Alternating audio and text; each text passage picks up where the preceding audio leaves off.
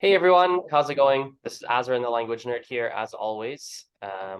Welcome to this podcast episode. And today we have a guest. We have Ruth. Hello, Ruth. Hi, Azren. How's Thanks it for going? having me. It's going great, thanks. How are you? Yeah, I'm doing good. It's funny because you guys can't hear this on the recording. It's the magic of Zoom, I think, the Zoom audio settings. But my house is incredibly noisy right now because we have like demos. And so I hear right now, boom, boom, crash, the drills and saws and all the gears. But apparently you guys can't hear anything. So it's Can't amazing. hear. Like I feel like I'm in a construction zone, but you guys have no clue. So that's great. The magic of Zoom. Yeah. So what we're gonna do is guys is first I think Ruth can introduce herself because you guys obviously don't know who she is. And then we're going to compare and contrast how we both learn languages because Ruth speaks a number of languages. I speak a number of languages. Ruth speaks her languages at a very high level as well. And so I think it'll be fun to compare and contrast. So Ruth, I guess Great. the floor is yours. Tell us a little bit more about you. Sure. So I'm Ruth Spivak, um, and I've been learning languages most of my life, I guess. I have to say I had a pretty privileged upbringing in that respect. I grew up in what I would call a multilingual environment. My parents are immigrants from Argentina. And so I grew up hearing a lot of Spanish. Um, we spoke Spanish at home, although it's funny, I think my parents were, and this happens, I think, in some homes, they were worried that I wouldn't learn English well enough. And so we weren't consistent in speaking Spanish at home. But nevertheless, Spanish was always in the house, and I spent some time in Argentina. And as well, my father speaks many languages, and he had Israeli friends growing up, so I always heard Hebrew in the house. I went to a Hebrew school, and I think just having a parent who could speak many languages, you know, made that world seem very real to me. Like, of course, like it wasn't a big deal to speak other languages. It was a realistic goal to have friends from different countries, different cultures, and speak different languages with them. It was just a mentality that I grew up with. So I started learning Hebrew when I was 6 years old. And then I went to late French immersion for junior high school. And Maybe for those who don't know, tell us what late French immersion is. Sure. So in Canada, we have a French immersion system. It's part of the public school system that people can choose to send their children to. So when I went, I'm not sure if it's exactly the same now, students could begin learning French in kindergarten. And it was pretty much all day French, really intensive French program. And some students would stick all the way through to the end of high school. But the other possibility was to opt into that program in junior high, which for us is grade 7. And so students who joined in grade 7 initially were a separate group from what was called the bilingual group of students who started in grade 1, with almost no exposure to French at all. And it was also a very intense program. All my subjects were in French except for English and gym. And by the end of grade 9, we were pretty much caught up with the bilingual students who had started French in grade 1. So it was an excellent program. And then I continued on for some of high school as well. And I had the opportunity to spend some time in France, and later I lived in Montreal. So that was my French. So you can see how lucky I am that I started a lot of these languages very young in life. So that's my French, Spanish, and Hebrew. I've always wondered, to go on a little bit of a tangent, but I've always wondered in the late immersion program, how do they catch how do they catch those guys up so quickly? Because the continuing immersion kids, they have kindergarten, grade 1, 2, 3, 4, 5, 6, 7, 8, 9. They have 10 years of, or I guess it'd be 9 years by the time they start 10th grade. So it's 9 years of French, full-time French, basically. And then Yeah. somehow these late immersion kids catch up 9 years, mostly catch up, I would say, 9 years in 3 years. Like how do they do that? Yeah, I often wondered that myself. Well, it's interesting. There, when I say caught up, there were some areas, it kind of even out. There were some areas that I think the late immersion kids were stronger in than the bilingual, and vice versa, right? So for example, the bilingual kids had an amazing pronunciation, like almost no accent. Whereas us late immersion kids, just having, the muscles in your mouth just won't do the same things when you start later in life, I think. So we never quite caught up with the pronunciation. But the late immersion kids, what I thought is we could write better than some of the bilingual kids. And I think that has to do with the fact that the grammar was taught in a more explicit way to the late immersion kids. So, we were told, these are the verbs in the subjunctive, present tense, like very, very explicit. We had a lot of memorizing to do, a lot of tests. Whereas the bilingual kids didn't have that same kind of grammatical awareness because they picked it up more by the natural method of speaking and listening. So that was, that was my experience anyway. And yeah, but you're absolutely right. It doesn't seem possible that in 3 years you could catch up. But they blended us with the grade 9 bilingual students, and we really were at the same level of comprehension, listening, reading, writing, like everything. Just their spoken maybe was a little bit better than ours. Yeah. I remember because I was in continuing immersion, and I remember when the late immersion kids when they joined us, and I remember like so a lot of them were quite strong. A lot of them were like, strong in French, obviously. A lot of them were um reasonably strong, and then a lot of them were really not that great at French. Like I remember there was a good variety, but you're right. They were roughly speaking, like especially when I was in high school, and then maybe in grade 10 or grade 11, where those that were in late immersion, it's been a couple of years now, so you almost don't think about it anymore. And yeah, it was interesting that the vast majority, I want to say, maybe even all, but at least the vast majority, yeah, roughly speaking, or entirely just keeping up with the continuing immersion kids. Yeah. Quite I maybe amazing. another thing that makes a difference is that though some of the kids anyway, not all, but some who chose to do late immersion in junior high chose that program themselves. These were kids who wanted to learn French and told their parents, I want this program. Not all, I know some were forced. Um, and so of course those are kind of more the kids who are already inclined toward learning a language, putting in the effort, especially the ones who continue on into high school, right? Which are an even smaller group than the ones from junior high. Whereas some of the continuing immersion kids, their parents just stuck them in there in grade 1. I don't know if they necessarily wanted to be there or not. So that might have something to do with it too, the motivation, right? And the interest. Totally. So you said you talked about French, you grew up with Spanish to an Yep. extent at least, but you used some English at home, it sounds like. So you mixed the two. Yes. And then English, And obviously. Hebrew at the age of 6. Anything else? yes, and the Hebrew, so with Hebrew, I had some language interference because when I started with the French immersion, I stopped speaking Hebrew, and it can happen, especially when you're in an intensive program like that. I mean, everything was French, French, French all the time. And I sort of forgot my Hebrew.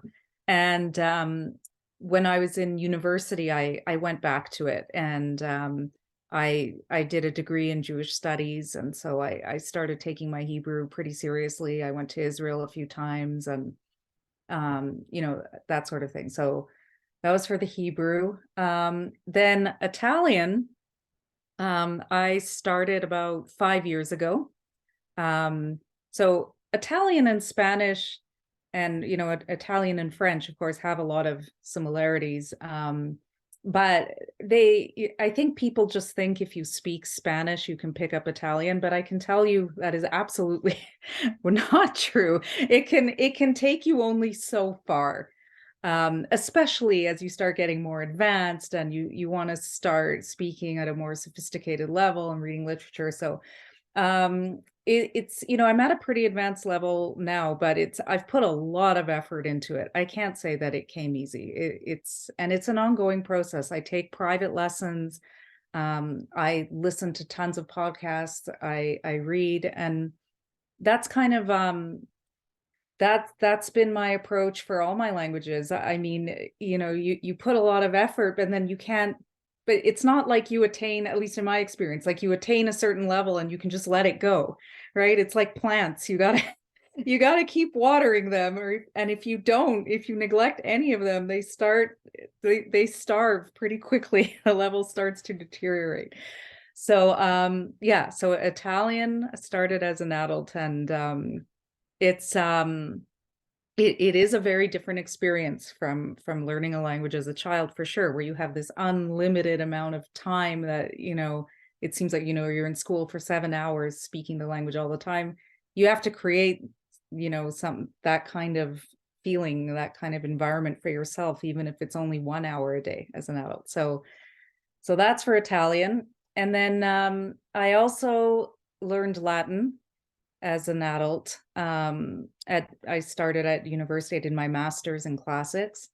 And that is also a very different experience from Italian or Spanish or French or anything, because there's not as much of a spoken component to Latin, at least not the way that it's taught in university. So it's a lot of reading, writing, and I've actually found people with whom I can speak Latin, because I think that reading and writing or grammar are just retained better when you've got that kind of physical component going along with it. You know, it's a little bit like playing a musical instrument where, you know, you can understand the notes that you're going to play, you can understand the music, but if you don't get the music kind of memorized into your fingers, if you don't have that muscle memory, it's just never going to flow. And so I tried to create that with Latin as well. And then and biblical Hebrew also is something I taught in university and something I've kept up on my own. So there we go.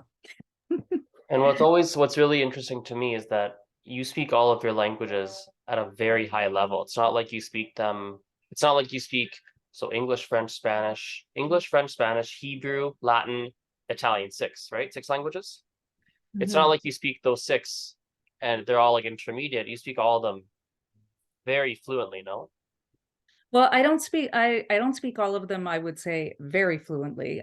For sure, I don't speak Latin very fluently. If you spoke with me in Latin, it goes slowly. And part of the reason is just because there's not, I mean, the opportunities to speak Latin are few and far between. I did at one point have a Latin coach, but it's very hard to find people, even online, who speak Latin, who have that approach to Latin. So that's quite slow. And my French is something that, you know, I talked about keeping those languages watered like plants. I need to keep it watered more because I've been listening a lot, but I haven't been speaking very much. I need to get back into it. But yeah, and Hebrew, I'm advanced, but I could be even more advanced. So it's something, you know, and it is simply a matter of how much time and energy and dedication am I able to put into each one. You know, it kind of gets to the point where, you know, like when you've got 6 languages, you have to um sometimes you end up prioritizing one over the other. I don't know, what do you think? Because you speak a lot of languages too. I'm the same. I mean, so I do find that I prioritize some over others. But I find that the ones that I speak at a very high level, so French and Spanish are my two strongest aside from English, I don't need as much work to maintain them.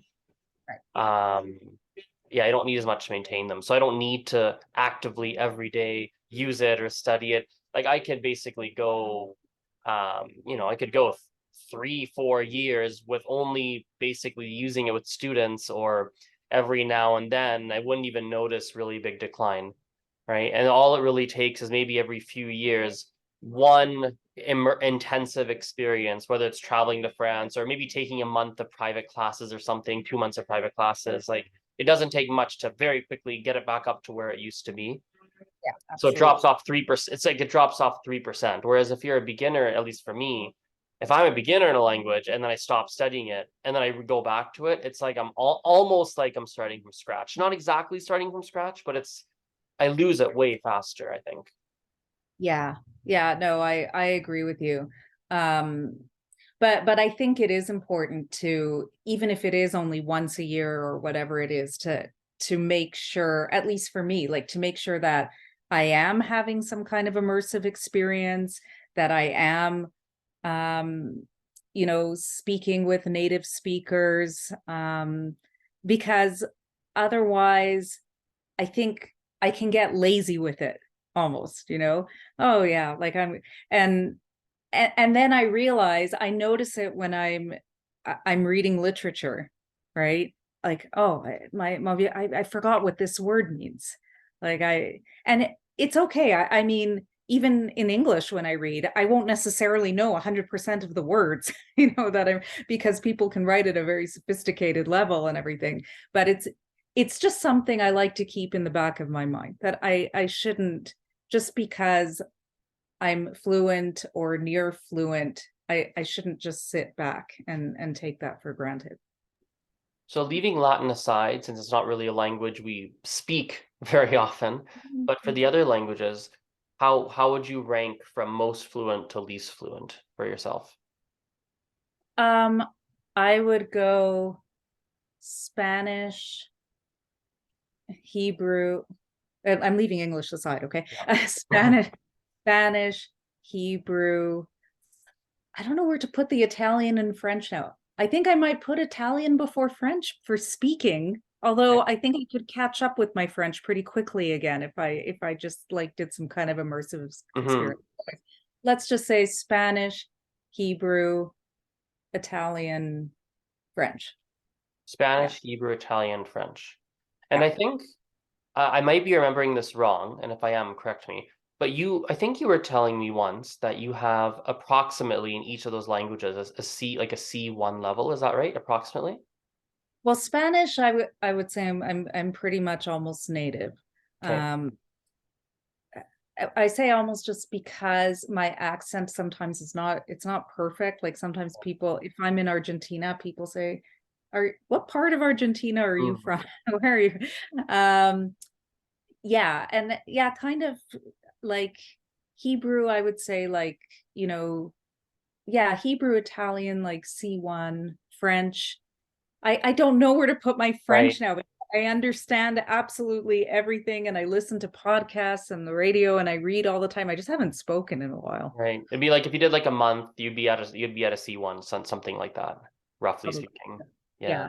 So, Right. yeah. That's really, and then your Latin, it's hard to classify on that scale. It's so because you teach Latin and you Mhm. teach biblical Hebrew. Right. And those are How do both you, spoken languages. yeah, how do you, actually, that's a great question, actually. I've never thought about that. For languages that aren't really spoken, how do people measure proficiency? You don't. We don't have. See, it's like I used to laugh with one of my Latin teachers because because when I speak Latin, I have kind of a Spanish accent, right? And Sure. that's good Latin because we don't know 100% how it was pronounced, but we think like the vowels were probably pretty similar to Italian or something like that. And he used to say to me, "You have a great accent in Latin." And I would say, "But how do you know? And who cares? Like, who's even listening to me?"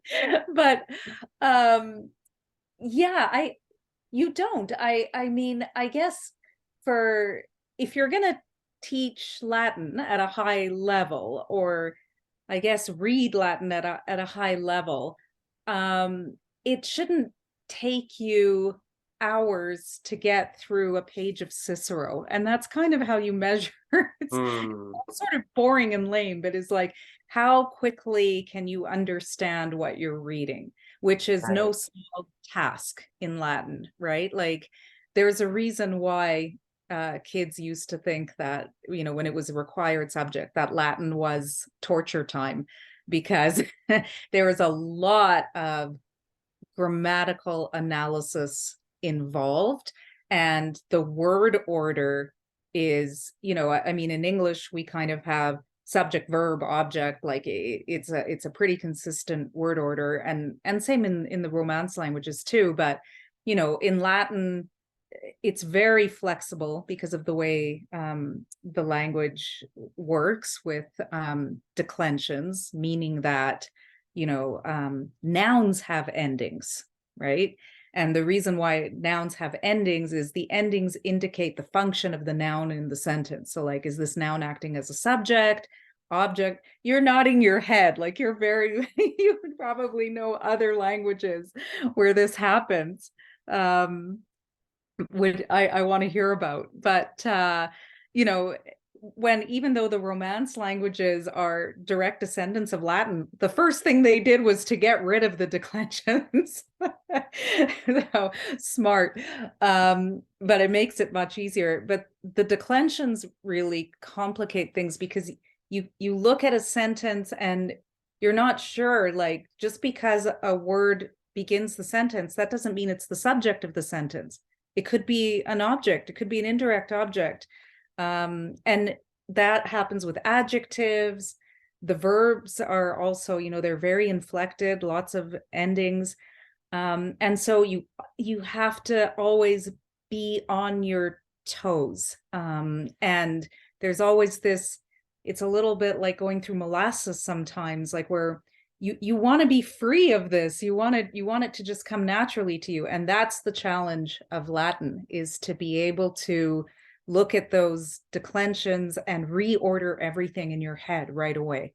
And it's difficult, and it takes a lot of practice and analysis. Oh, that's Yeah. interesting.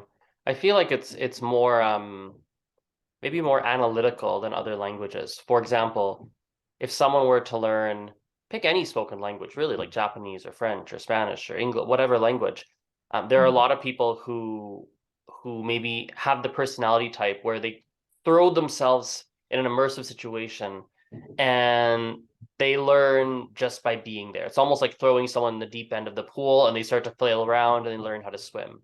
There are a Right. certain percentage of language learners that learn that way.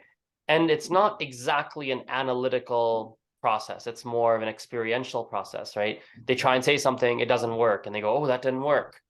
The Yeah. person says something to them, they use a bunch of gestures, and then they figure out, "Oh, that word must mean this." Oh, okay, and then they sort of just figure it out. But I'm guessing for Latin, especially because the grammar is so complex, and there's so much to it. I'm assuming it's much more analytical and much more. You have to really use your brain and logic to to learn it. Is that Yeah, accurate?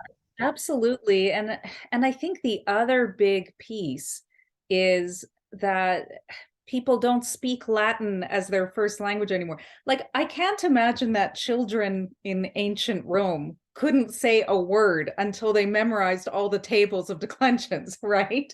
Like, obviously, I mean, people spoke this language and they spoke it correctly. I mean, there were already criticisms at that time of some declensions falling to the wayside and incorrect usage.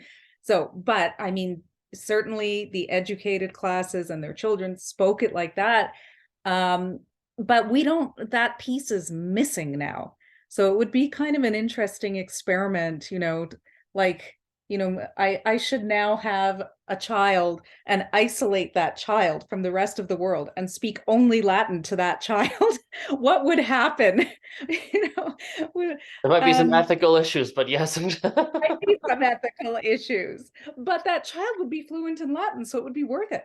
Um, who knows, right? But that is a difficult piece, right? Whereas, as you pointed out, like there is for some people that experiential piece is really important where they can go to a place and pick up. But where are you going to do that with Latin? The Vatican? You know, I I don't know. don't have Even that as an option. right. I mean, even in the Vatican, not everyone is fluent in Latin. So and so that's difficult because most people will study Latin at university or high school, and that's always the approach, is the very analytical, let's memorize these different forms. I know that there's a woman actually who uses a natural method to teach Latin. She didn't learn that way. She learned it the traditional way. But she has a podcast, which I subscribe to. It's very, very good. It's called Rara Avis, in case any Latin listeners. Um, and Probably are. Anyone who listens to this podcast, for the most part, they're quite nerdy about language learning. Hey, so there you go. Check it out. Rara Avis. And anyway, she speaks only Latin very very clearly, and and she's Italian, she's fluent in English also, but if a difficult word comes up, she uses Latin synonyms to explain it, never. And so she thinks, that's the way people should be learning Latin. And then of course, when you'll hear a declension used over and over and over again, or you'll hear certain sentence structures, it'll become more ingrained and natural to you, and you won't always have to go through the whole rigmarole in your head with the different declensions. And I think there's value to that. Of course, she learned the traditional way, so I don't know anyone who learned Latin in that kind of more natural method, who ended up, being able to read and speak fluently. It's difficult for me to, I think there's definitely room for that. And I've tried when I teach Latin to integrate some spoken, because as I said, I think it's really important to have some kind of muscle memory, like oral component there.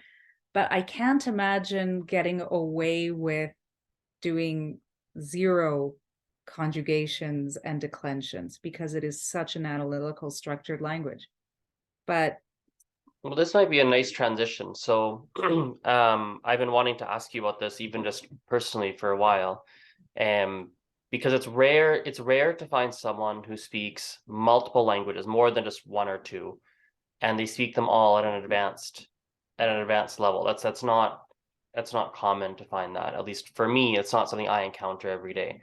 And so I'd be curious to hear about your approach, how you approach learning the languages that you do speak. So for example, you mentioned a few things in passing. You mentioned the private lessons, you mentioned reading, you mentioned growing up with Spanish, you mentioned a few things, but I guess give us a summary of how do you generally approach learning languages?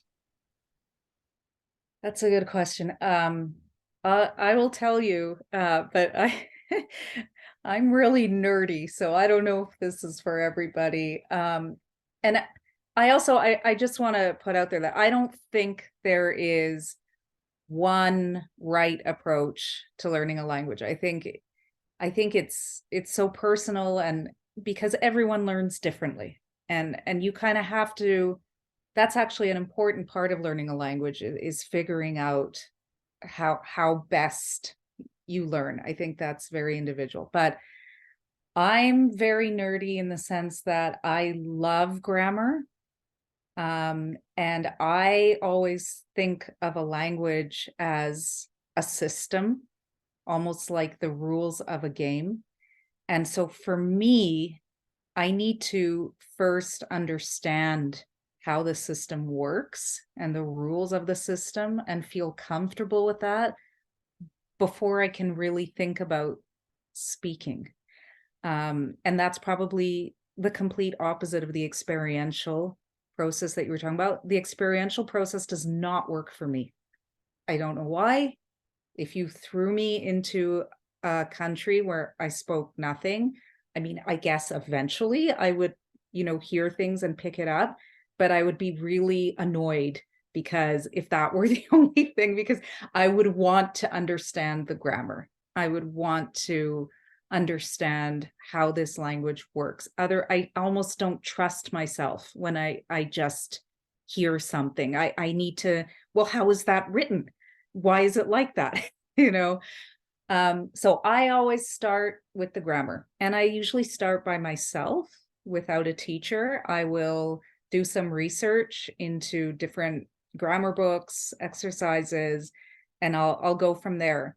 And I'll work with the grammar until I have about an intermediate level. Like, let's say, I've done all the present, perfect, like whatever it is in that language that I need to feel comfortable with the grammar to an intermediate level. And only then, at that point, will I start with the speaking and the listening. And I'll throw myself, I mean, the internet's so wonderful, right? I will find podcasts, I will watch YouTube videos, and I'll start listening intensely. And then I'll hear the grammar that I've learned in action. And I'll usually at that point also, I'll have a private teacher, or I've taken courses too at the university. That's what works for me. I need to feel that I'm in control. And for me, that's grammar. And I know it sounds very traditional and nerdy and boring. Well, actually, I personally like that you're saying that because so in so there are a lot of people, there are a lot of language learning enthusiasts, many of them are polyglots, and they will talk about effective, what methods are effective and what methods are not. Hmm. And one thing that I find is a reasonably popular conversation or reasonably popular piece of advice is to learn in a way that is not heavily focused on grammar, that emphasizes a lot of, for example, comprehensible input or lots of reading and or some people really go heavy on the speaking side of things. Like this, it depends on who you ask. But I could be wrong, but I almost feel like there's an undercurrent of belief among people who talk about language learning advice that you shouldn't have a language learning approach that is highly focused on grammar. And yet we have a live living example here of someone who's learned multiple languages to a very high level, much higher than most people ever really reach in their languages. Because you mentioned a few things in passing. You mentioned a few things in passing, like, oh, well, when I try to read literature, sometimes like, oh, I can't remember that word. And most people aren't reading literature. They don't even have a level remotely close to even have a prayer to read literature in various different languages. So it's really cool to have a real life example of someone who does take, a more quote unquote nerdy or quote unquote traditional approach, and yet it's something that's actually working, that has worked for you and continues to work for you. Yeah, it's really cool. like I said though, like this is what works for me, and this is like, and I kind of arrived at this through trial and error, because I've tried, like when I started with Italian, I sort of like said, okay, I'm just going to start at the beginner level, group class, university, like everyone else. And I realized after like and other things, a few kind of goes at that, where the focus was more sort of on, okay, let's learn how to order food in a restaurant. You're at a job interview, let's practice that conversation. I realized that while that was working for some people, and maybe their goals were different from mine, my goal is always to get to the highest level of a language as possible. But not everyone has those goals, and that's okay, because some people just want to be able to go to a country and have very basic conversations, and that's good too, right? But that's not the goal for me. And I think what wasn't working for me in those group classes where that sort of conversation scenarios were the method was, again, that feeling of, but I don't have control of the language this way. Because now, as soon as we get out of that, fabricated scenario, if someone starts talking about something in the past tense, I don't know what to say, right? And for me, that it's not an efficient method for me. Is it wrong for other people? No, because it depends on goals. And it also, as you said, some people they have such a good ear, they're even picking up grammatical constructions as they're going along. I'm not. I am not picking those up. I need to see it written, and I need to do the exercises. But it is the comprehensible input, I think, is hugely important. It is for me too. Like, once I get to a certain level, I listen like a ton, different kinds of podcasts, TV, movies, like everything. I try to absorb as much as I can. I just can't start. I just don't start with that. But I'm Yeah, it's not, actually funny. not good to.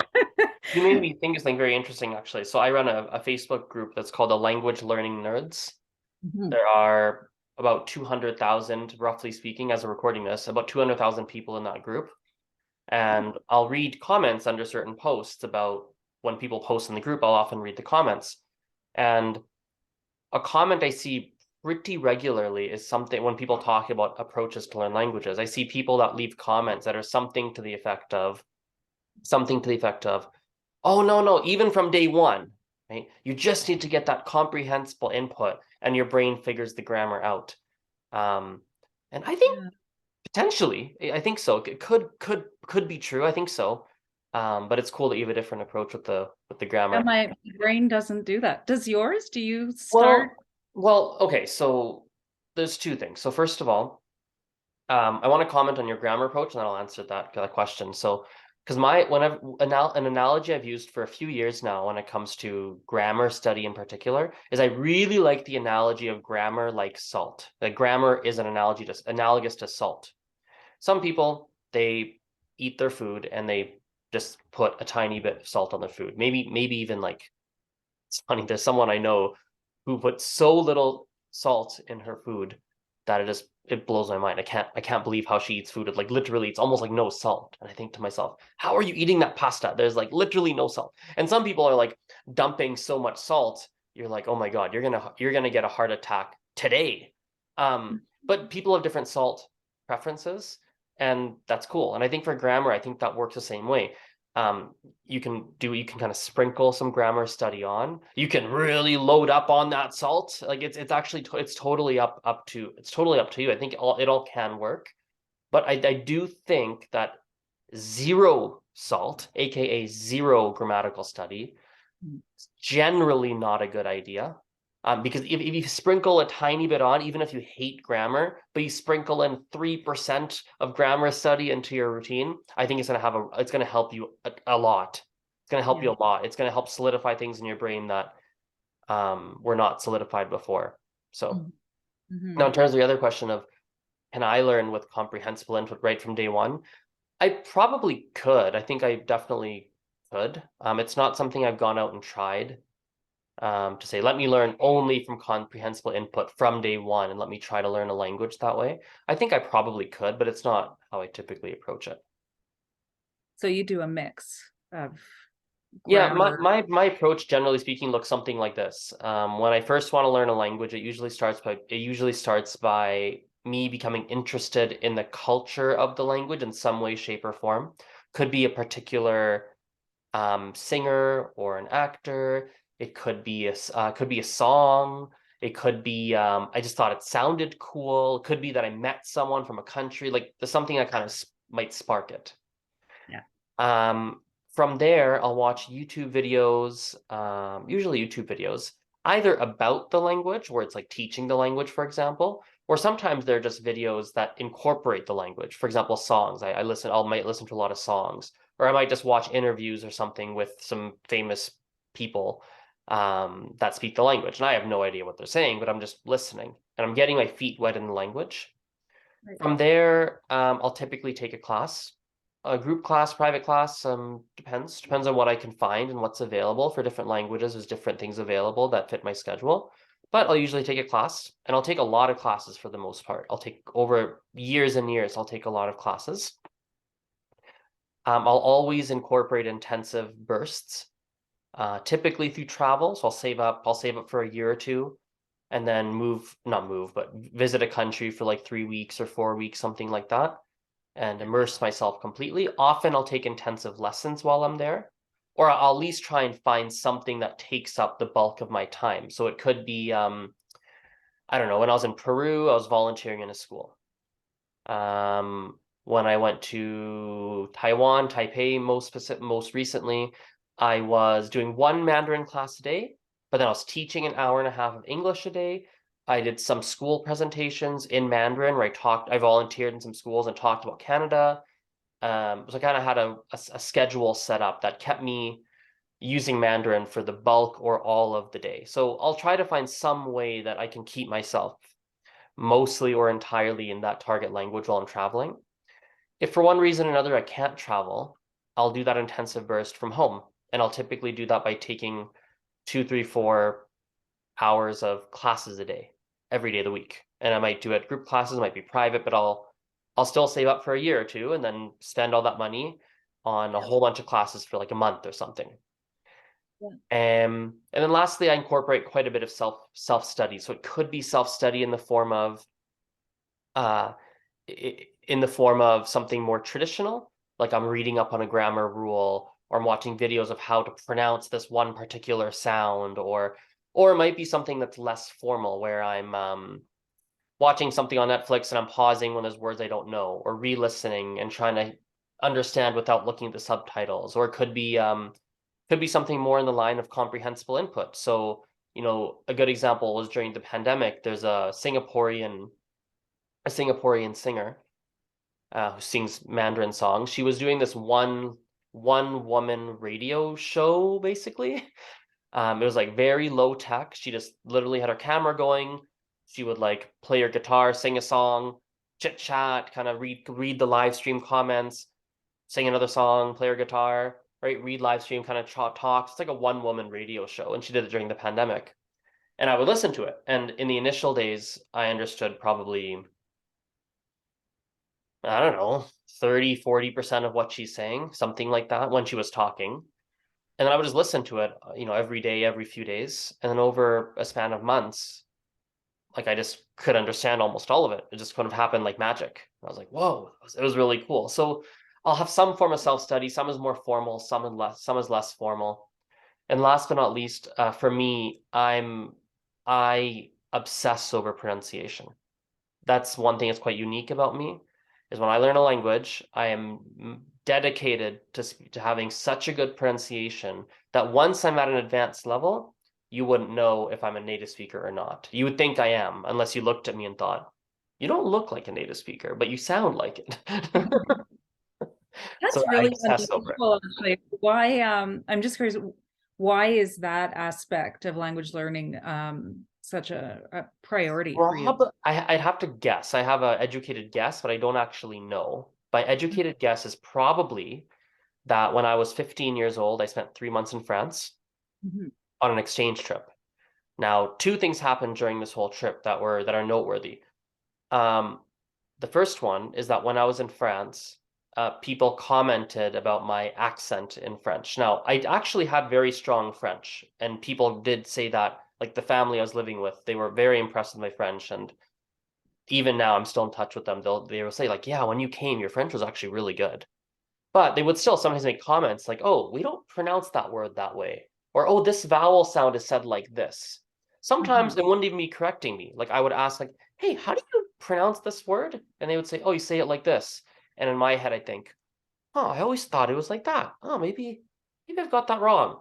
And so I would try to just fix my pronunciation because I thought I was saying it wrong and I heard other people saying it a different way. People were telling me I said it a little bit off sometimes.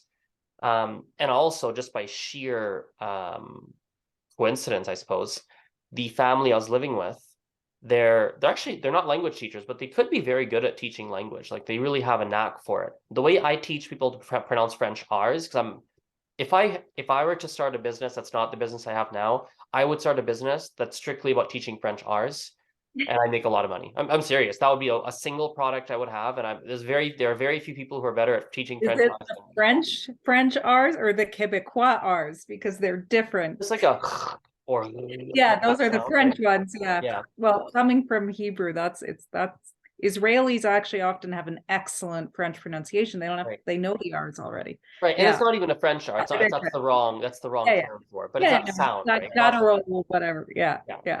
So the process he used to teach me the R is the process I now use when I teach others. I've modified it a little bit, but he should have been a phonetician. Like, oh my God, he could have been a phonetician the way he taught me how to pronounce things. Because he taught me, his name is Yoan. Yoan taught me, really helped me with my pronunciation. So I think that's the first reason. It started there. And Mhm. with the way I was approaching French, it was just a part of my life, not necessarily on purpose. It just sort of happened. Yeah. And then number two, when I came back from France, and I was in my French classes. I was in immersion, as I said earlier. Um, I think I had the best or among the best pronunciation of anybody else that went on the trip and came back, and of course anybody in the class. And I was praised like mad about how good my pronunciation was. Mhm. People were like, wow, it sounds so melodic. Wow, it sounds so good. Like people were I got so much praise for it. Right. So I think that those two things and the fact I've just liked sound my whole life, like my entire life. I've just liked um sound, the sound of language, how things are pronounced. I've just liked it. Like when I was a kid, I would ask my mom, like we would talk about in Gujarati language I speak. We have two sounds that are very similar. The only difference is one's nasalized and one's not. Mhm. And like I would think about sometimes, or we discuss like, oh, how do I pronounce that? Oh, it's like ora. Oh, and this is ona. Oh, and we would talk about stuff like that. It was just a natural Right. inclination in me. So I think it's a mixture of those three things, if I had to guess. That's interesting. Because see, you're giving me a lot of hope because I always think that accent is something so difficult to control, especially when you're an adult, right? Like if you learn a language as a child, it's different. Those muscles become used to pronouncing something a certain way, it's fine. But I mean, I'm just thinking of my parents, okay? So they've lived in Canada now for I don't know, like 45 years. And I mean, they may as well just have gotten off the boat as far as their pronunciation is concerned. I mean, they're fluent in English, but they have such strong Spanish accents and they've tried all kinds of different things. And my mom even took, like, she had a language coach, an accent coach at one point, and she just can't do it. She just can't get rid of this Spanish accent. I mean, it's it's fun because like, I get to imitate her along with my siblings all the time. Like, I'm poor mom, but yeah, it's difficult, and I find it like when I speak Italian, I'm very aware I have a strong Spanish accent.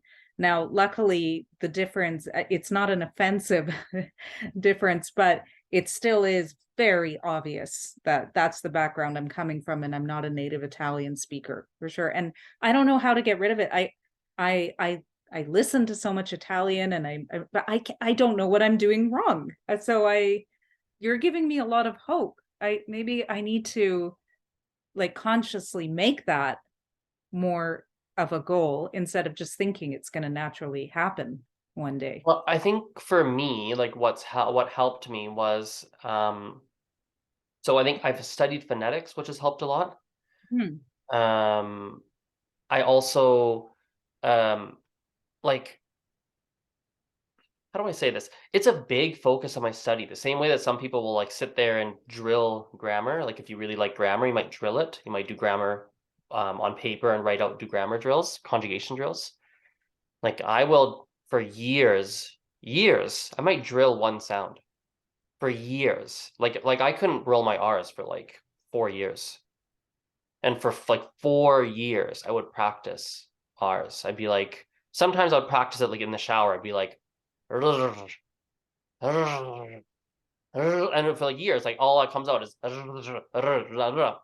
it wouldn't come out right. Yeah. And then I'd also just practice it while I spoke. So what I would like if I spoke to people in the language in classes or whatever it was, like I would try to get it right. And sometimes it would just sound funny because I'd get it wrong.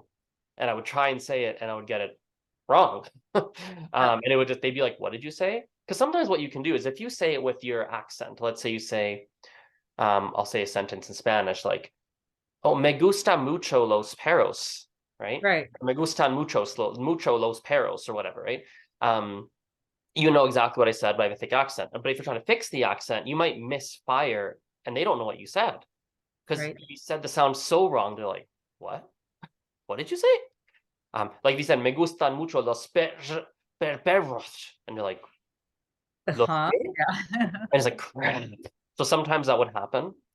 But it was like a big focus. It would be a big focus for the entirety of me learning the language.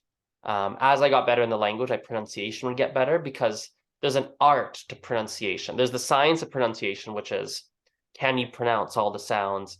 Can you say them? But then there's the art of pronunciation, which is when you're really fluent, do you miss? It's almost like, I've never actually said this out loud, but it's something like, do you misfire on your sounds the same way that native speakers misfire on their sounds? Hmm. Because when we speak quickly, if I'm just like talking and I say something a little off or something's kind of a little bit mumbled or I didn't say it as clearly as I could have, I sort of got to the point in a way that was roundabout because no one speaks perfectly to the point exactly all the time, but there's a way that a non-native speaker will do it, and there's a way that a native speaker will do it. And Yeah. there's almost like the art of pronunciation, which is, do you pronounce things?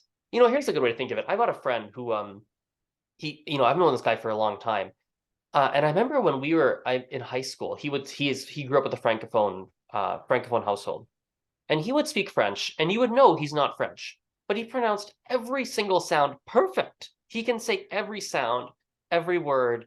He speaks it fluently, and yet when he speaks, you're like, yeah, it's not your first language, but everything is pronounced perfectly. Yeah. And it's like, what's going on? Well, it's like, well, he's got the science of pronunciation, but he's got the art missing. I had the same problem in Gujarati when I was in Gujarat. People would be like, your pronunciation's perfect, but we know you're not from here. I was like, how could that be? They're like, your tone is off. That's what they would say. It's your tone. And I was like, I was gonna say what? it's not just pronunciation. There's also like every language has its own sing-song kind of an intonation, right? So even just the way I said right, like that's how we talk, right? And other languages don't necessarily do that. Like Italian's very like da na na na. So it's not just a matter of, yeah, I'm pronouncing all the vowels correctly and I'm rolling my R's, but does my intonation sound like English or Spanish? Like what am I putting like, you know what I mean? Like, and every language has that. And that's such a subtle thing to acquire. And some people Well, never. yeah, but it can be done like, so I think for me, like I've never thought about this in the depth that you're making me think of it now. So I'm very grateful. So one thing I've always done is whenever I've learned pronunciation and I get it to a point where it is like a native speaker or extremely close, um, is I'll break it down. I'll break it down into small chunks. So I'll give a couple of examples. In French, when I was learning the R, when I would speak French, I only try to pronounce one word correctly, which was je crois. That's all I tried to say with the proper R. Everything else, like, I don't care. Then I would say the number trois, like number three. Because TRs are harder than CRs. Because T is with the tip of your tongue, R is in the back. C's Yes. are the back of your tongue. So it's easy to kind of go from a C and an R, harder for T and an R. Then I did théâtre. I think that was the next word. I think it was théâtre. And I luckily had my friend who was in a theater group, so I could use that word a lot. I just like find excuses to use it. And slowly I just go one word at a time. until I could slowly incorporate it into all my other words. Or with the intonation, I remember, I haven't thought of this in years. When I was in Peru, I was in many cities, but the city I spent the most amount of time in was in the south of Peru. It's called Arequipa. Mhm. And Arequipa apparently is known for having this kind of sing-songy, more of a sing-songy accent. And there's a number of places that are known for that in Spanish, but that's one of them.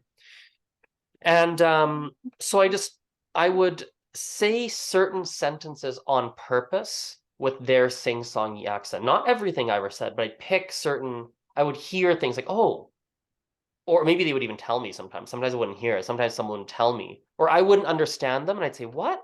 And they say it again, and be like, "Oh, they said it like that. I wouldn't have thought to say it like that. That's really weird." But then I would know, and then I would listen for that every day. Like, I wonder if others do that. Oh, he did that. Oh, she did. Oh, people here do that. And then I would Yeah. just copy it. So, for Yeah. example, they raise their voice in a lot of yes and no questions. They'll Mhm. say, ¿Quieres ir al cine? Right? ¿Te Yeah. gustan los perros? And it would be like, like it goes Uh, really high up. And I would be like, okay. And then I would start to do it. And then people started to comment, whoa, you sound like you're us. Whoa, wow. And it would just be the one sentence, right? oh, But I break it down by like one aspect of the rhythm or the sounds of the pronunciation or rhythm at a time. Maybe it would be like someone told me or I heard that they use o sea in Spanish when they're like thinking of the next word. So I'd be like, okay, yeah. I'm gonna say o sea a lot. I'm gonna like say that every day. O sea, that's like my new word now. And I would use o sea. In French, it was en fait. I said en fait. Like, oh my God. Like people started to say, like, That Azren, you buys gotta. you time, by the way. If you're lost for a word, like how do you say en fait? Yeah. And God, people started to comment. I used to say it so much. People are like, Azren, you say en fait a lot. You gotta stop saying en fait. Like people are like, that's like it became noticed how much I said it. Oh, that's funny. But still, Yeah. that's how I do it. Like I'll pick a sound, I'll pick a word, I'll pick a phrase, I'll pick an intonation of something that someone tells me or I hear. I'm like, Yeah. hey, I'm gonna do that a lot now. And then I overdo it for a while, and then then it finds its natural place, right? Yeah. Interesting. Yeah. Well, that's given me something to think about and given me some hope for sure. Because like honestly, I try to be aware of accent when I speak, but sometimes I just like, oh, it's too late for me, but maybe not. I have to make more No, of a it's definitely not too late. And I think you can pick your battles too. One thing I've told one of my private students that I teach, one thing I've told them is when they're trying to get better at their pronunciation, I'll tell them in class with me, you're gonna try, I want you to try and nail, like focus on this sound or these sounds or whatever we're working on, right? Like when you say it, like I'm gonna stop you, like for that sound, if you don't say it right, I'm gonna stop you mid-sentence just for that sound. Everything else will let you talk, everything else will be natural, whatever. But for that yeah. sound, like I want you to really think about it. I'll stop you if you forget to say it. But everyone else you ever talk to, just talk. But this is one space where we're gonna try and like really work on it and try and like ingrain that habit in you. That's one thing you can do because I've done that before where I have like a space where it's this is my space to work on X. But Yeah. everywhere else, I can't do it because I'm not gonna be able to communicate at all with people. Yeah. Yeah. Yeah. And I guess also um it's hard to focus on sound when when you're more of a beginner, I would think, right? And you don't even have kind of a handle on much of the language yet, although maybe not, maybe from the beginning. Well, kind of like, yeah. So for me anyway, because I focus on it so much heavily from the beginning, um, I think I don't find it that it's not that much more difficult per se, Mm. but I think what happens is that so I put an equal amount of pronunciation regardless of my level, but what happens is in the beginning, I'm just really good at pronunciation compared to any other beginner. As an Right. intermediate, I'm really good at pronunciation compared to any intermediate speaker. When I'm Right. advanced, I'm really good at pronunciation compared to advanced speakers. I think it's always comparative because if I were to look at there's some videos of me speaking Mandarin from when had been learning for a couple of years. And I've listened to them. I'm like, oh yeah, my pronunciation's pretty damn good. But I can see, but now as a more, I'm not super advanced yet, but I'm far more advanced than back then. Number one, my accent has changed. I've had a different influence than back then, which is kind of cool. But also I'm like, oh yeah, I can see where I can see that I'm a beginner, right? I can see that in the pronunciation as well as other aspects. But Yeah. Yeah. Oh, okay. Well, thanks for that. yeah, no. Cool. Well, maybe a nice way to wrap this up. Well, two things. First of all, is there anything else you wanted to share? Anything else? Final thoughts? Um, no, I guess I just wanted to comment on one thing you said. You said that one of the aspects, I think you said, that motivates you to learn a language is, thinking about the culture and the how it's tied into the culture and how you'll be able to access the culture. And I wanted to say for Latin and classical Hebrew, because it's a situation where we don't really have living speakers exactly, but what's cool about Latin and classical Hebrew is that your culture becomes these voices from the past. And I just love that about Latin and classical Hebrew, because I mean, Newton wrote in Latin. Um, there's all the classical works of the ancient Romans. Even Karl Marx wrote his dissertation on atomism in Latin. Not a lot of people know that. So it's Wow. insane the amount of material and people, because even though these people may not be alive, but you feel like you're communicating with them in some way when you're reading works in the language they wrote these works in.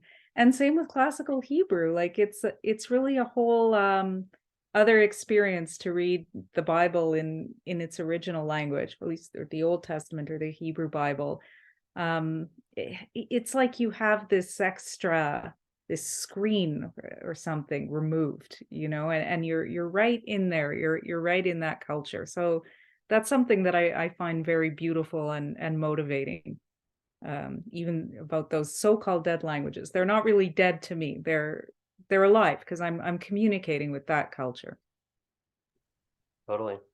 Well, that's a good way to wrap this up and to transition, which we didn't even say this in the beginning. Maybe I'll record a separate intro actually. So so you guys know, Ruth actually very recently has started to teach Latin and biblical Hebrew for Calgary Language Nerds. So if you guys do want to learn any Latin or biblical Hebrew, please send me a message on Instagram or just contact me through my website, azrenthelanguagenerd.com. Right now we're working on a few different projects for Latin and biblical Hebrew. So one is private lessons, which is the main service my business offers, as you guys probably know if you've listened to the podcast for a while. But also we're looking at doing like a group intro to Latin and a group intro to biblical Hebrew. So it's like a group class. It's like a 4 or 5 week something. Did we do 4 weeks? How many weeks was that? I can't remember. I think we said 6. 6 weeks. Okay. So 6 week intro to Latin and then a separate course, which is a 6 week intro to biblical Hebrew. I'm going to be posting dates and all of that soon, but if you want to inquire further about either the private lessons or that 6 week introduction course, just go to my website, azrenthelanguagenerd.com. That's AZ or ZREN, thelanguagenerd.com. And I'd be happy to tell you more about it. Great. All right, Ruth. Well, it was Thank you nice so chatting. That much was a for great one. having me. Love Yeah, chatting that was languages. fun. Yeah, it was a lot of fun. Thank you. Yeah, and we'll stop this recording here. Thanks, everyone. See you later.